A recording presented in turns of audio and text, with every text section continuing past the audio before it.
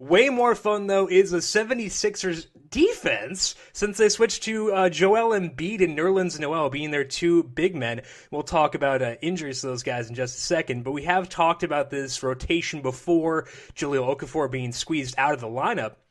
We do now have basically a 7-game sample since that happened. A bit different with Jahlil Okafor being banged up recently, or with Nerlens Noel being banged up recently. But it is a 7-game sample from which we can draw some conclusions.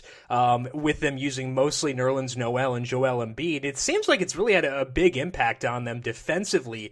In those 7 games, the 76ers have a defensive rating of 101.6, which is the 4th best mark in the entire league. The only 4 teams ahead of them, or 3 teams rather, are the Pelicans, of course, known for their great defense, the Hawks, and the Jazz, so those two at least make sense. But regardless, pretty solid defensive teams ahead of them outside of the Pelicans. With Okafor off the floor this year, they've had a defensive rating of 105.7 compared to 112.7 with him on. It's 107.7 with Noel off compared to 111.7 with him on, so it's still technically has been better with him off than on, but a lot of that may be due to rotational type stuff. Also, Noel still closer in that split than Okafor has been. And with Embiid on the floor, their defensive rating is 102.4. Shocker, he is quite good compared to 111.4 without him.